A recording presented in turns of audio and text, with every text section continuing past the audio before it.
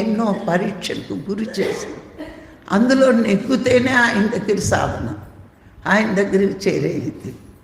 మరి ఈ విధంగా నేను నేర్చుకుంటూ ఇంటికి వచ్చాక 15 రోజుల్లో నడిచి మళ్ళీ పత్రికారికి నాకు నడకొచ్చిందని చూపించడానికి వెళ్తే ఆయన కారులోంచి దింపి దివాన్ మీద పడుకోబెట్టి వాళ్ళ అమ్మగారిని లోపల నుంచి లాక్కొచ్చారు.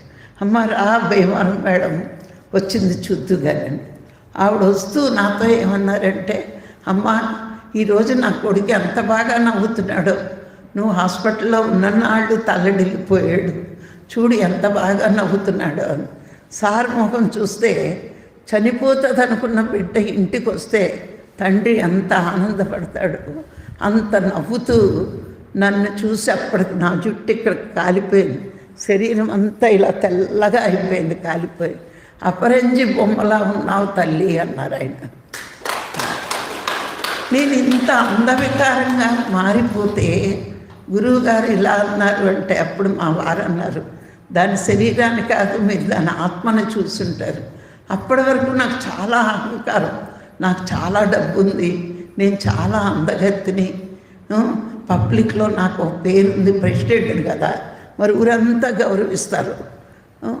అలా ఒక అహంకారం ఉండేది నాలో. ఆడవాళ్ళకి అందం డబ్బు ఉంటేనే ఎక్కువ, ఇంకా పబ్లిక్ ఫిగర్ అయితే ఇంకా ఎక్కువ. ఇంత గర్వం 5 నిమిషాల మంటల్లో అందం పోయింది. డబ్బేమీ యాక్సిడెంట్ ఆపలేదు, పదవులేమీ ఆపలేదు.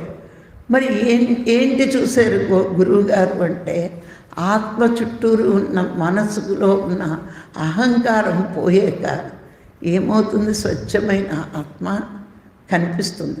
సేవ చేసేదాన్ని కానీ అహంకారం ఉండేది, నేనే చేస్తున్నాను అని. ఎందుకంటే పేపర్లు పొగుడుతాయి, జనాలు పొగుడుతారు, ఎక్కడికి వెళ్ళినా పబ్లిసిటీ ఉంటుంది, అందుకు అహంకారం వచ్చేస్తుంది మానవుడికి.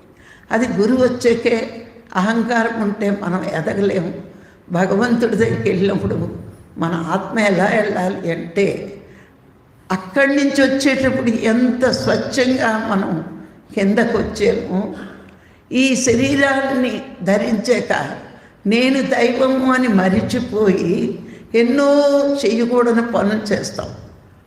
కొన్నిసార్లు అహంకారం పెంచుకుంటాం, కొన్నిసార్లు మమకారం పెంచుకుంటాం, కొన్ని బంధాలను పెంచుకుంటాం, కొన్ని తప్పుడు పనులు చేస్తాం. కానీ భగవంతుడి దగ్గరికి చేరేటప్పటికీ మళ్ళా ధ్యానము జ్ఞానము రావాలంటే ఈ అంటించుకున్న మురికంతా ఇక్కడే వదలాలి.